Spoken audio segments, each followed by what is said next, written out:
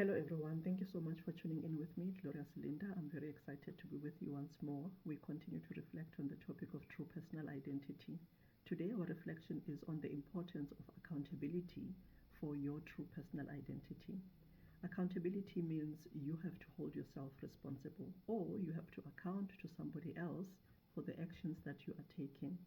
It usually becomes quite easy to account to somebody else for something that they expected you to do than to account for something that you have committed for yourself.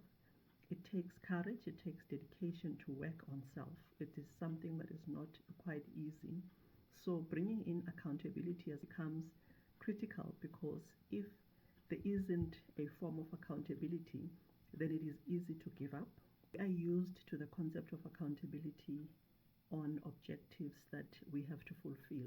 Sometimes it is objectives for our parents, it is expectations by somebody else. In our workplaces, we set performance objectives and we are held accountable against those.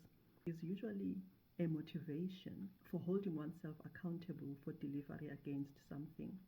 But if it is something for yourself, especially working on something as deep as your true personal identity, it can really be a mountain to climb. But accountability continues to remain important for you to make sure that you remain in the journey.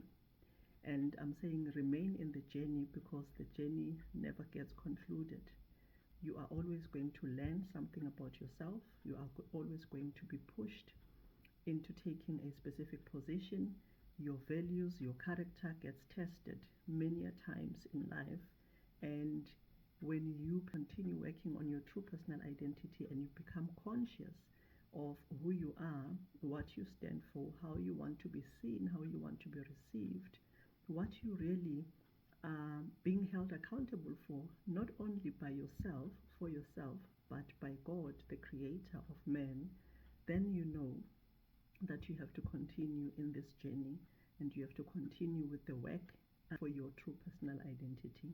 Remember, when we talk about true personal identity, we are referring to who you are as a person, who you are not only how you present yourself outwardly. Yes, it does include that, how you show up, how you speak about yourself to yourself, how you speak to other people, the language that you use, how you position yourself to other people so that those people can see you in a specific way, your belief system, your values, and everything that you do, everything that is about you, about your character, talks to your true personal identity, even the people that you surround yourself with.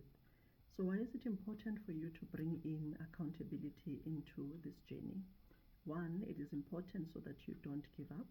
Two, it is important so that you know that you are responsible for your own behavior, you are responsible for your own habits, you are responsible for your own character at the end of the day.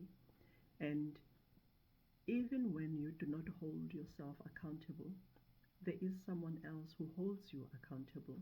Those who are parents know that their children hold themselves accountable. Those who have people that look to them know that those people are holding you accountable for how you are showing up. But most of all, someone that we do not always regard in our lives in how we show up is God. And the important thing to remember is that you are placed on earth with a purpose to fulfill. So you are accountable in how you are fulfilling your purpose in life. I believe that God is not only interested in you doing things, in you fulfilling the purpose for the sake of fulfilling the purpose. I believe that He is interested in how you fulfill the purpose, and that talks to the concept of true personal identity.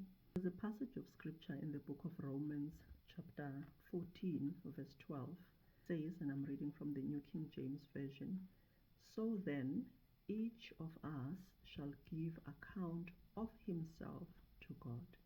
When you start knowing this, you understand how important it is for you to take yourself seriously and for you to take the way you show up seriously. If it is extremely difficult for you to hold yourself accountable, be reminded that you are not only doing it for yourself, but you are doing it because you are held accountable by God. Why does it become so difficult to hold yourself accountable for something that you are doing for yourself, something that is improving you? Well, it's not the case for each and every person, so I am generalizing because it's something that is quite common. It is difficult because there is nothing that you see tangibly to show for, but you know the payment that you're going to receive is inner peace, authenticity, and your own freedom. Before I go any further, I want to take a moment and appreciate each and every one of you who continue to tune in. Thank you for your support. Thank you to each one of you that has subscribed. For those who have not yet subscribed, please click the subscribe button, and I urge all of you to share the link with others so that we can continue to learn and grow together. I want to share some tips on practically how to hold ourselves accountable.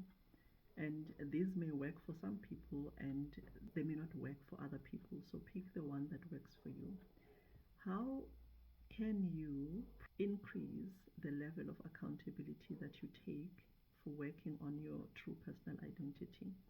One of the ways is your own journaling. If you are someone who is committed to journaling and you are diligent with it and you do reflections quite regularly, that might help you when you see that there is something that you are falling short of. So that is one tip.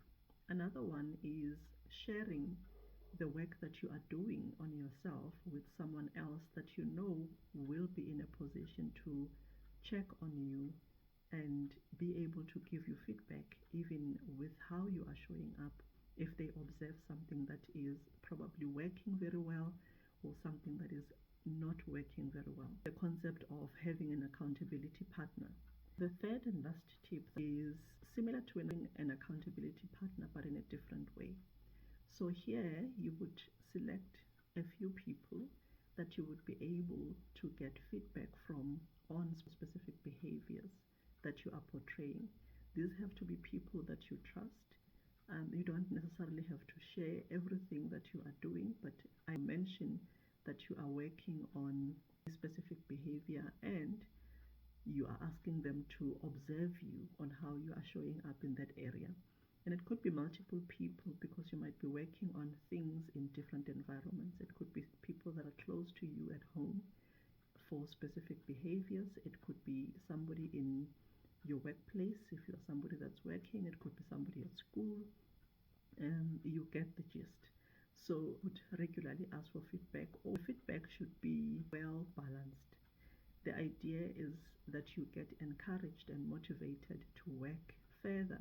Feedback should not only be on what you need to improve, but it should also reflect back to you on what you are doing well. So when you do something and you know that you are not going to be held accountable, you are not going to be held responsible by anyone, and you don't have to account to anyone, your level of motivation is going to be very low. That is true for anything that you are doing in life. You have to be very committed and a very diligent person naturally to hold up and continue with something that you are doing, knowing that no one is watching you, knowing that you don't have to give account to anybody. So thinking about accountability and making sure that you set yourself up such that you are holding yourself accountable, but you are also getting other people to help you to hold yourself accountable for the work that you are doing. It helps your motivation levels and it helps you to keep going. There is another passage of scripture that is important to observe when it comes to accountability. Hebrews chapter 12, verse 1. Reading again from the New King James Version, it says, "Therefore we also, since we are surrounded by so great a cloud of witnesses, let us lay aside every weight and the sin which so easily ensnares us, and let us run with endurance the race that is set before us." There are two aspects I want to bring from this passage of scripture. The one is we are always surrounded by a great cloud of witnesses on earth and in heaven. But if you think that there is no one who sees anything that you are doing, you are mistaken. Whatever it is that you do, however you show up, either blesses somebody or it discourages somebody. The other aspect I want to bring out is the encouragement, the last part of the verse that says, "Let us run with endurance the race that is set before us." Remembering that at the end of the day, when you have to give account for how you have fulfilled your purpose, you will have a good story to tell. And it is not only for you, but those who are watching you. Thank you very much for tuning in. Until next time.